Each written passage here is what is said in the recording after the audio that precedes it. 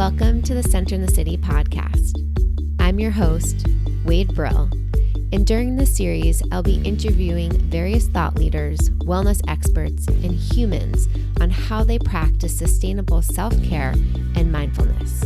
We'll get real and raw, talk about the light and the shadow side of self-care and mindfulness, and how we can actually stay centered amid the chaos and the hustle and bustle of our modern day world. So settle in and get centered.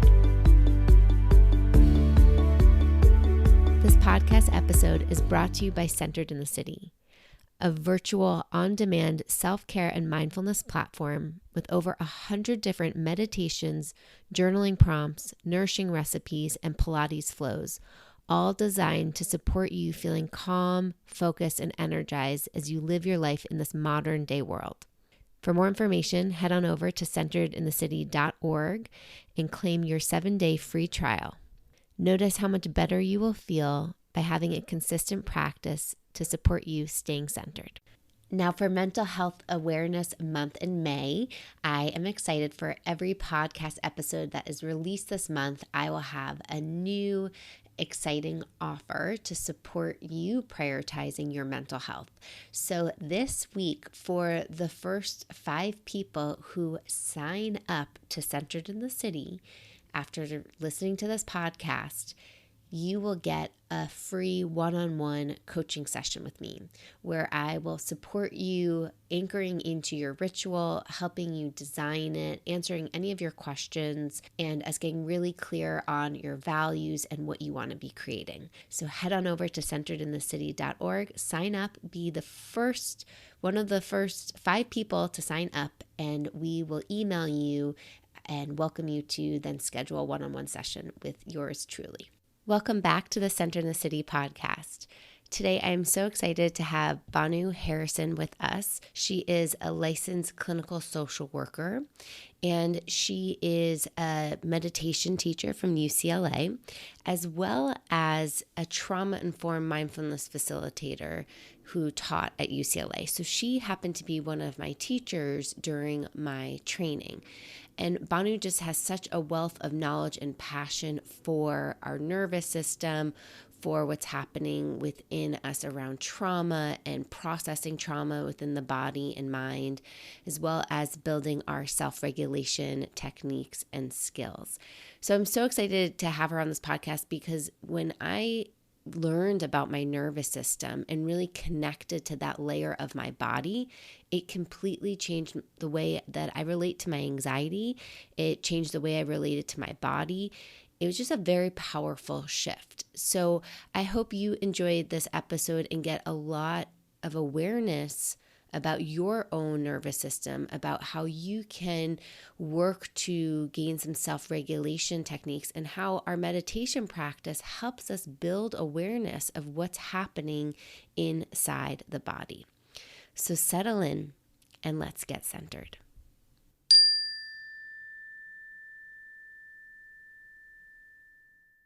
Bhanu, welcome to the Centered in the City podcast. Oh, thanks for inviting me. I think there's this misconception out there that as meditation teachers and as a social worker and, as somebody who's in the mental health field, that nothing rocks your socks, that you have the ability to handle it all, that your toolkit is so full, that you know what to bring out when. But tell us about a time when you weren't centered and even how you just met yourself in that moment. I find that the times when I go off center is with interpersonal communication. There will be times when, someone in my family makes a comment to me and it's a little sidewise comment. And it's like, is that a compliment or not? Or like that kind. And so when I first noticed that wobble inside of me, what I try to do is go inside and it's like, okay, what's happening inside me right now? Oh, I feel a little constriction in my chest. Ooh, I'm sinking in my stomach. Ooh, I'm kind of, there's a dropping sensation that didn't feel good, right? And so I try to name my experience in the moment and to name that I'm having a reaction to this comment. And, typically I try to work with it myself before just, reactively saying, what did you say that for? you know, and I try to just say, okay, where's this coming from? Am I being triggered from something in the past? Did I have an expectation here about something? Oh, yeah. Right. So I try to be, mindful of that. I also just recently went to see my mom who turned 100. Oh my God, amazing. Yeah, And happy 9 days birthday. ago. Yes. Wow, And what a gift. she can push my buttons, right? Like all parents can.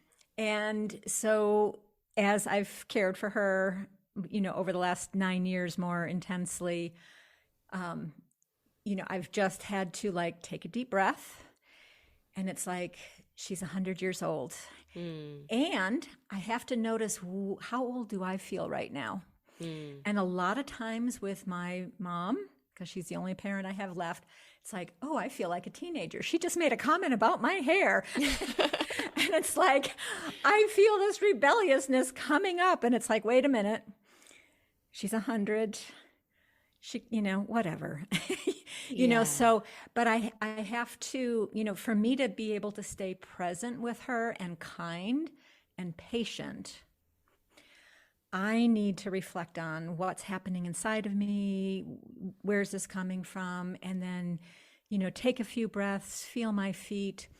Or if it lasts longer, I have to just be really kind to myself and just say, oh, this is so hard right now. This is so hard.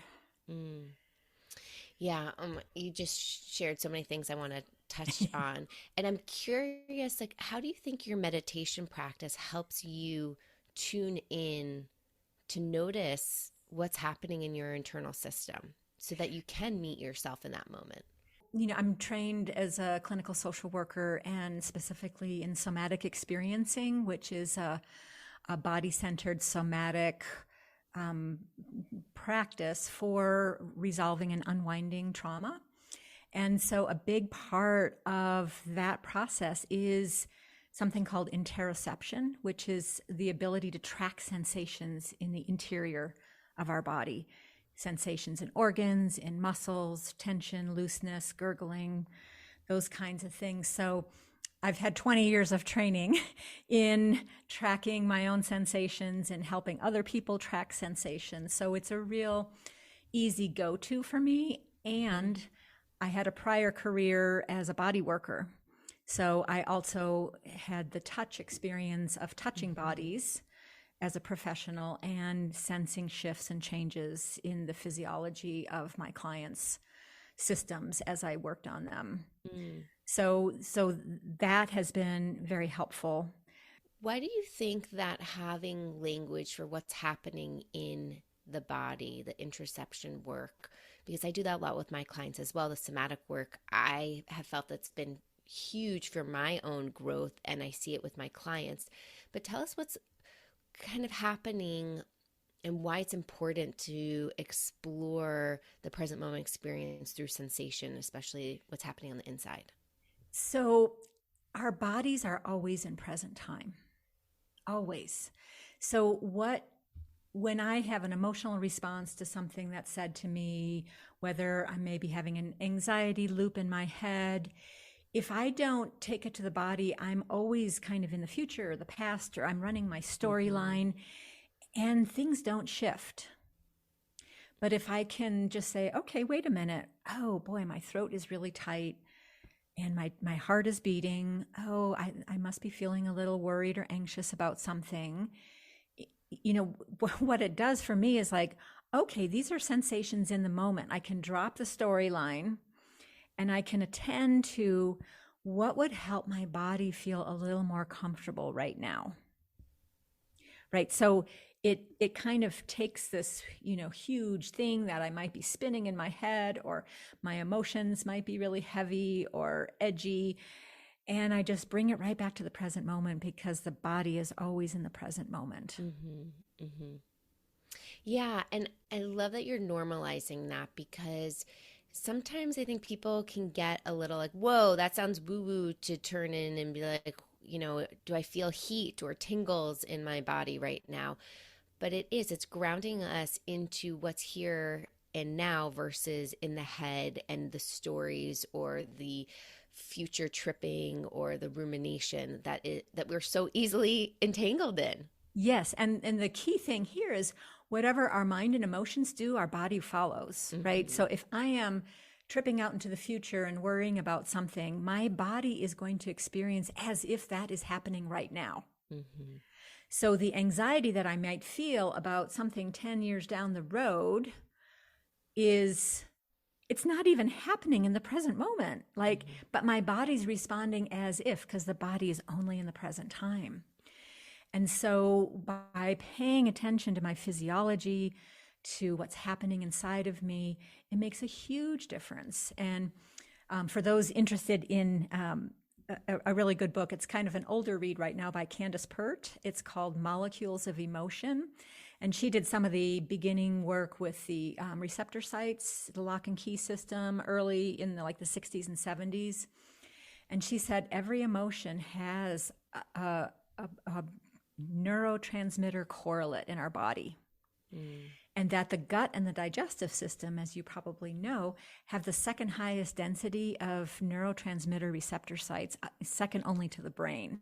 And so when we have these organ sensations, it's because we have a lot of neurological features in our organ system that responds to what's happening in the world. Another little point, I love Polyvagal Theory by Stephen Porges, and I teach that a lot. And it's such a great operating guide to how does our physiology work? And you may have heard of the vagus nerve, and the vagus nerve is really important for rest and digest and to be in our window of tolerance. And 80% of the fibers of the vagus nerve pick up sensory information from the external world and our organ system and bring that up to our level of consciousness. 80% is incoming sensory information that our vagus nerve is, bringing to our heart and to our head. And so that's a lot, So paying attention to that is so important. That reminds me when I went on a silent meditation retreat and the theme was body wisdom. And so the lens in which we were practicing was purely from the wisdom that is in our body. And I remember leaving that retreat and just being like, what would it be like to just make decisions through the lens of the body? And it felt so good for the first 12 hours right after coming back home after the retreat to kind of have that lens. And then the mind takes over and things get so hectic and busy. And the mind, becomes the driver versus the body. And it's such a practice to anchor back into the body and let the body lead and the mind turn off, to use a phrase from one of my mentors. And, my mind doesn't turn off very easily. But what I've noticed is that if I turn my mind to be curious about what's happening in my body, it gives the mind a task to do, which is more focused and attentive and most of the time kind for me now. But so it's still working, but it's got a task that is going to, push me towards a more regulated state. Yes. Let's talk about this regulation. What does it mean to self-regulate, and why do we care? Why should people care about having some self-regulation techniques and awareness? So self-regulation is our innate ability to come into balance, to be able to modulate our thoughts, our emotions, our body for the situation at hand. And, we're a very, we live in the United States, and there's a lot of emphasis placed on self-help, self-processes, self-regulation. We learn to self-regulate as infants and children through co-regulating with other people in our lives. We are inherently a social creature. We are, we have this beautiful vagus nerve that only the ventral vagus is only found in mammals. And it's all about connecting with others for safety and joy and happiness. And so We are constantly looking for people that feel safe, that we can co-regulate with. As children, we learn skills through, if we've had appropriate regulated parenting, we grow our nervous system so that we can manage the modulations of life that happens and have some skill with it. We're not born with this, it's not like either you're born with it or not. This is a skill that can be grown and developed, and not just in a solitary way. Like co-regulating with other people is really important. And I'm sure you have found this, like in meditation practices. Meditating alone is great. Meditating in a group, especially if it's in person, live group, is a whole different experience. Yeah. And this piece around co-regulation, not all of us were gifted parents or caretakers that were able to have the capacity to co-regulate in maybe a supportive way with us. And especially in the last few years, as we've navigating the pandemic and there's a lot more isolation, and we're not around maybe people who are as regulated, or I'm even noticing like in partnerships, right? Someone might be more regulated than the other, or, like it's very interesting how our nervous systems feed off of each other. Yes. And so tell us a little bit more about like, how can people recognize their own nervous systems and work to empower themselves to find their own self-regulation?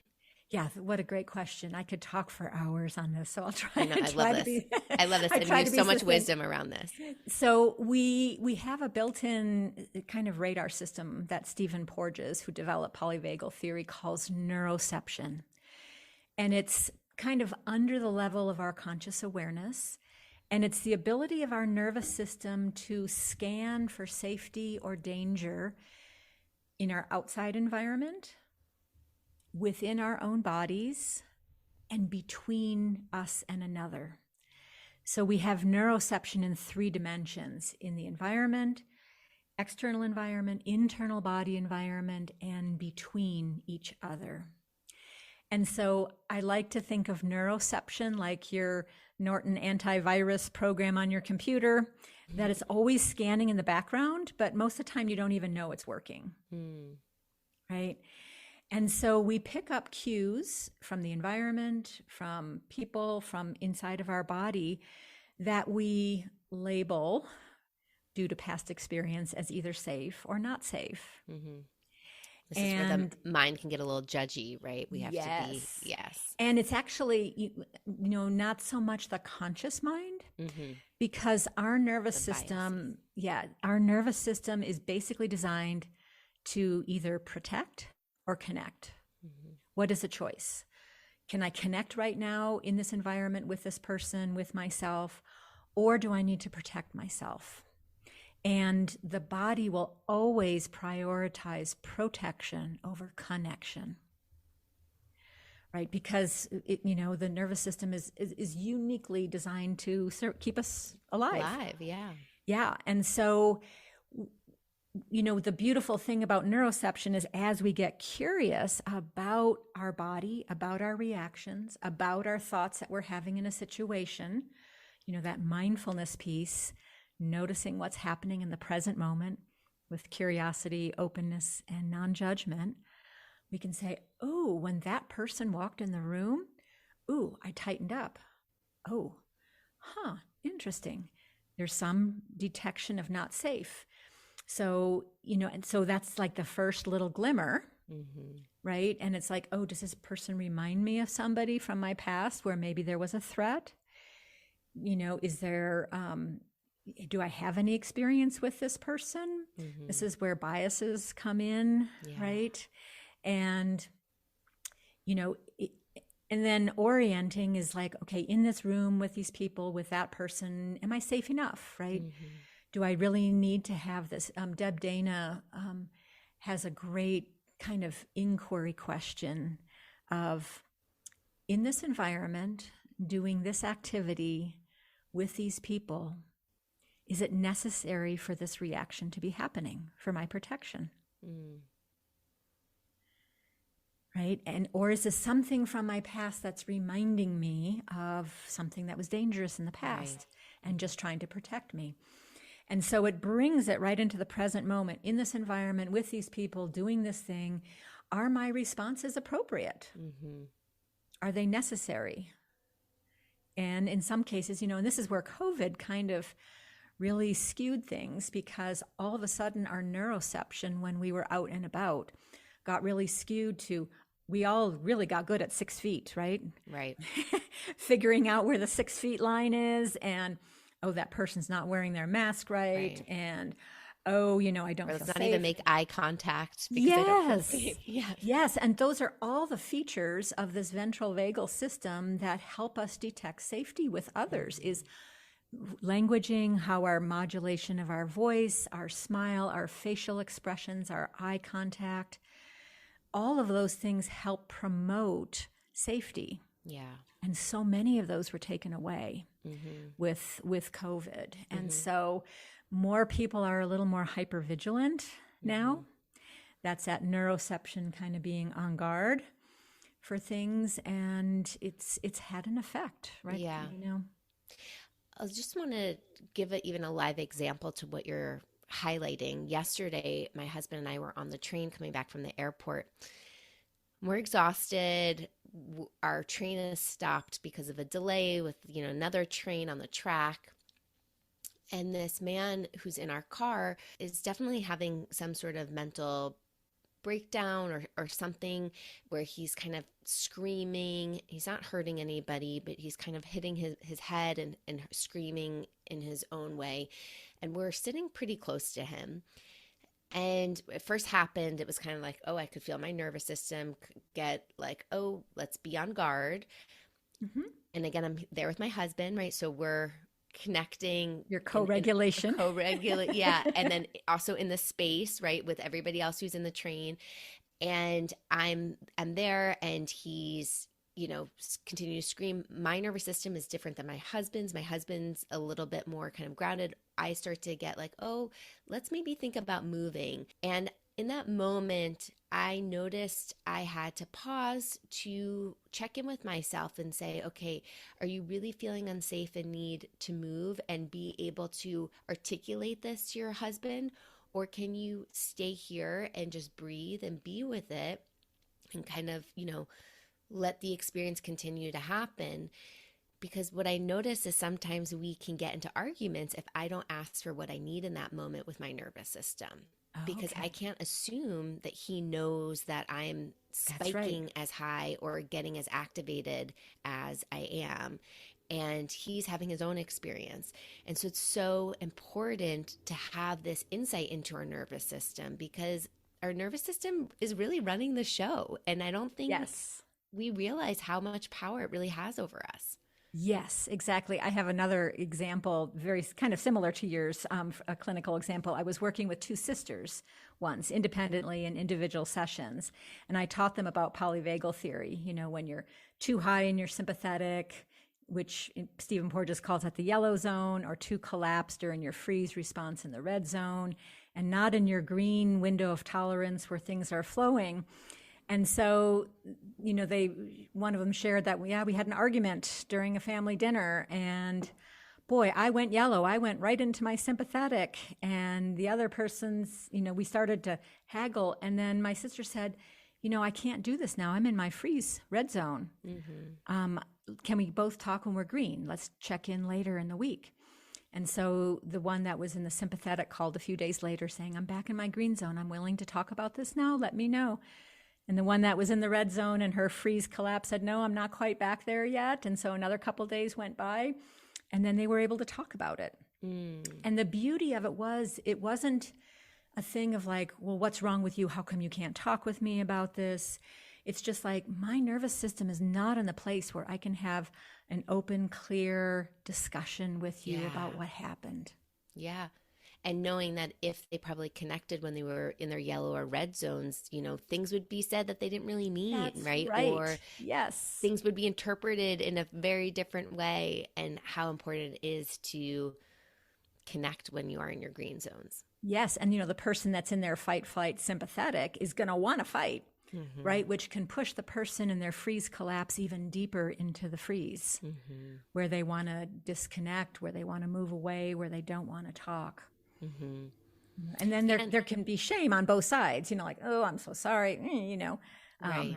So. And to have language around it is huge, because that way they can communicate and then have compassion for one another and where they are, or a sense of understanding of where they are, whether they're in their fight or flight or in their collapse zone.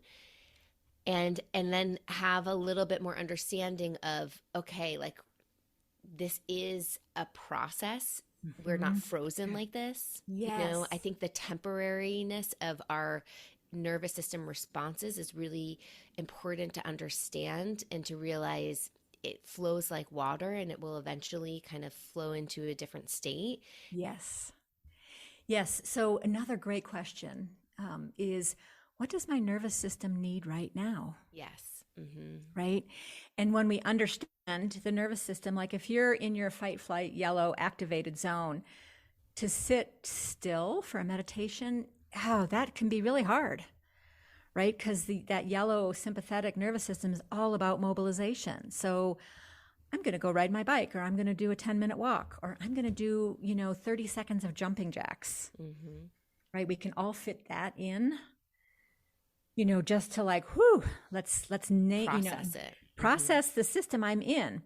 What is my nervous system now? Do I need to talk with someone to connect, to feel safe? Do I need to just be quiet for a bit? Do I need some comforting touch of my own hand on my heart or my arm? Do I need to slow down my breathing or speed up my breathing if I feel too collapsed? Do I need to drink water or eat something? So I had a client once that had a brilliant idea. She was grieving a sudden loss of her partner, and she would just be tsunamied with grief and just not know what to do, and be very, very overwhelmed and dysregulated. And so we talked about resources, right, to help us self-regulate back into, ideally, our green zone, where we're in our ventral vagal, where we're safe and feeling connected and more present. And the challenge is that when we get dysregulated, our prefrontal cortex of our brain can't think straight, and we forget what our resources are and our skills. So she wrote down all the things that she could do when she was in her green settled state, cut them up into strips, put them in a mason jar, and then cut out an orange life jacket picture from the internet. And this was her life jacket jar, right? Like, when she felt like she was going to be tsunamied by grief and overwhelmed, she can't stop the overwhelm, right? But she could put on a life jacket of her resources and zip it up and ride on top of the wave better instead of being pulled under.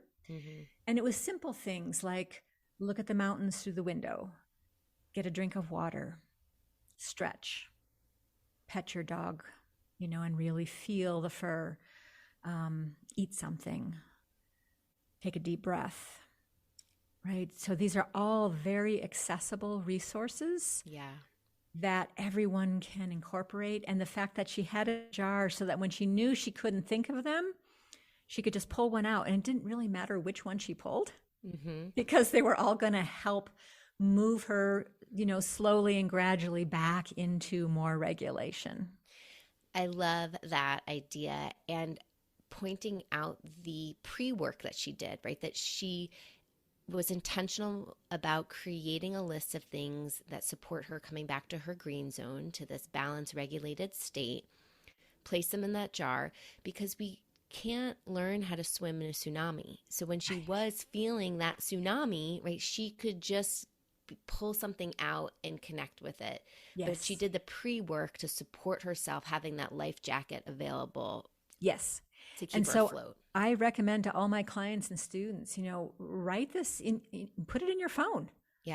Write a document, put it in your notes, things to help me come back to balance. Right.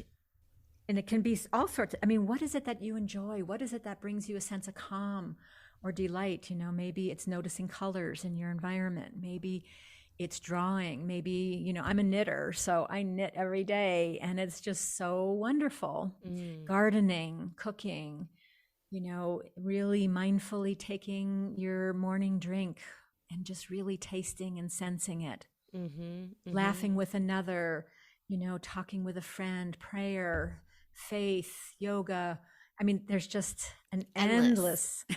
Yeah. And this is a lot of what we do at Centered in the City, and I call them rituals. It's like, how do we have these rituals already built into our day so that we are having something that keeps us grounded and balanced, and it helps us stay a little bit more resourced so that when we do have these spikes in our day, which are completely natural and normal, especially in this modern day world we're living in with wars and pandemics and constant, sense of connection to technology, that we have something that is already kind of built in us. It's already in our muscles that we can come back to. So I want to give just a little snippet of how to practice embodying your resources. Please. Because a lot of people, I'll just lead you through it. Okay. So I would like you to think of a resource that works for you, Wade. I'll say finding some stillness and breathing, like resting into the back of my body, like sitting in my chair. So as you think about that, that is the first step of how to really resource. Breathing and feeling the backside of my body, and you're already more body centered than most people. So the second step of really embodying the resource is, as you take some breaths and notice the back of your body, what begins to happen next that you can notice? I notice all of that tension that typically goes into like my neck and shoulders, that kind of either gearing up to fight or to hide, that kind of like curling inwards that happens with a stress reaction. It starts to just kind of melt down my back, and my heart opens up more. Like the front side of my body opens up more, softens. So stay with that just a little bit longer if you can, and keep being curious to see what happens next with your body, with this softening, this heart opening, and that support of the breath in the backside of your body.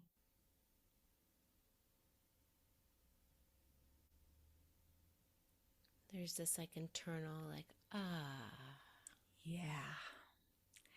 So this is something that is missed often when people say, okay, everyone, ground yourself.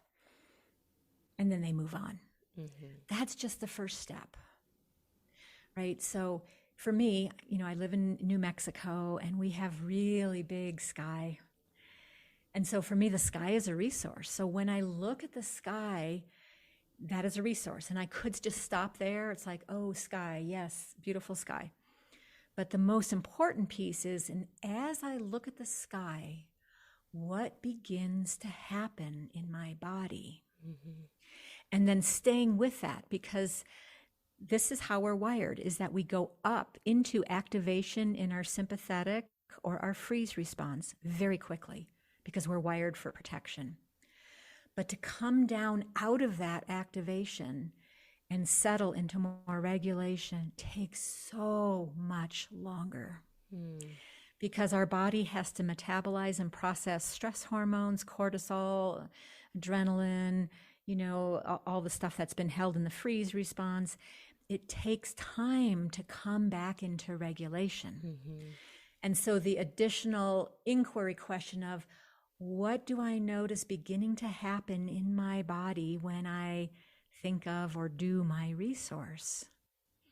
And then what do I continue to notice? And just stay with it a little bit longer, because our bodies don't come back into regulation as quickly as they go up into activation.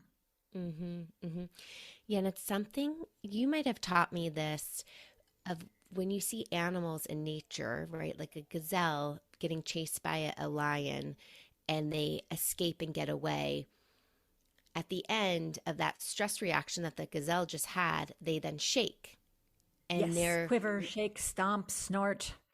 And they're letting that energy go from that stress reaction, that fight, flight, freeze reaction that just happened in them, to come back to their regulated state.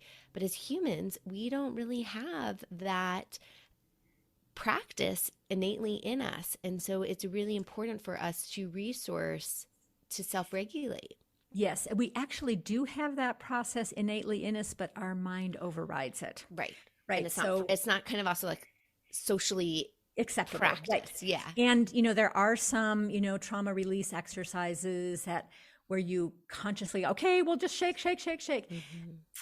They may be helpful for some people, but it's not a process that's organically arising out of the body. It's kind of top down, like I'm going to decide to shake and maybe that will help my reaction. And for some people, they may get some benefit, but I haven't found it to be as effective as more organically arising body, because the shaking is often so subtle that it's barely visible when the body starts to unwind this. But using our resources, embodying our resources is such a helpful way to let the body know that we're safe now. Yeah. Right. Bhanu, I want to ask you about how does this process of self-regulation, how can it support us navigating burnout, as so many people are experiencing burnout as we're entering into this third year of the pandemic? Right. So, burnout happens when we have, our demands exceed our capacity in the moment. And especially when that happens on a chronic pattern, day after day after day after day. And so, there's several pieces to that. It's like, how are we rebooting ourselves daily to fill our own well, so to speak. But it also, is about the window of tolerance, right? When we have a very narrow window, when we've been pressed and overworked and the demands are too much, our window of tolerance, which is our capacity to be with what's happening in a somewhat regulated way, right? We can have ups and downs, but it doesn't throw us into a high sympathetic fight flight or a freeze collapse low. When we can stay in our window and have a wide window, we experience less burnout. So here's like kind of another preparatory thing. What kinds of activities and mental states help you restore yourself, right? And, burnout goes into a lot of different things, some of which is boundary setting. I find for myself that when I get resentful of someone or something, an experience or a duty or demand, that I'm out of my window, that I have not set an appropriate boundary, and I'm a little pissed and resentful for it. Yeah. And so I need to look again then at how can I set a mindful boundary. If I can't say no, then my yes doesn't mean anything. Yeah. Well, I think just circling back to what you said about when your demands exceed capacity and just like awareness of what is your capacity in this moment. Yes. How can you either resource and fill your cup to have more capacity, or how can you set a boundary of like, no, I am at capacity or I'm below capacity and I need, X, Y, and Z, kind of going back to that question, right? Of like, what nurtures you, or what do you need in this moment? Yes, exactly. And, our capacity changes day to day. Yeah. It's not a static thing, right? Because our capacity is affected by how much sleep we got the night before, how much sugar you ate, how much caffeine you had, if there was some interpersonal conflict, if there was some bad news that really affected you, if you're in pain. Yeah. All of those things have a direct impact on our capacity on any given day, on any given moment. Oh my God, Bhanu, I could keep talking to you about this for hours. I know. I love this. And we can do a part 2 down the road. Yeah, exactly. We'll have you back on the podcast, because this is such important information for people to be empowered with and by, that also that their nervous system, because I used to have this belief that my nervous system had its own mind, that I couldn't connect with it and be with it, and not about controlling it, but just being in a relationship to it in a more supportive, helpful way. Yeah. And you gave me a lot of language to that helped me then have a sense of empowerment around how I get to navigate this world. Yes, yes. And, for many of my psychotherapy clients, they have this stunned look, and when they start to understand the physiology, it's like, you mean I'm not crazy? Right. That this is just everybody has this? Yes, like my body is just doing its thing to protect me based on my history and what's happening in the moment. And I can have an impact on that. Like I can interact with this thing called my body and my nervous system, and I can be kind to it, and I can nurture it, and I can nourish it, and I can understand it more, and it can teach me.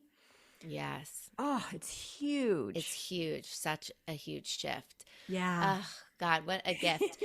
Bhanu, where can people learn more about you and, how you get to share your gifts with the world? Yes, so my website is www.choosingmindfulness.net, all one word, choosingmindfulness.net. I am also a teacher on Insight Timer, and you can, in the search bar, you can choose Bhanu Harrison, or you could put in Choosing Mindfulness. I probably have 18 body-based, trauma-informed, somatic meditations on these topics. I have one on embodying your resources, how to track sensations, how to orient to the present moment, working with anxiety, working with anger, all in this way of let's see what's happening in our body. I also just uploaded 4 meditations on exploring your neural architecture, which is all about understanding our nervous system. So that's all on Insight Timer. Just go to your app store and you can download that and find me there. Amazing. Well, thank you, Bhanu, and we will definitely have you back on the podcast. Alrighty. Thanks, Wade. Take care. Thank you so much for listening to the Centered in the City podcast. If you enjoyed this episode, please take a moment to rate and review this podcast, as well as share this episode with somebody else you know in your life who could use some more support around self-regulation. Until next time, stay centered.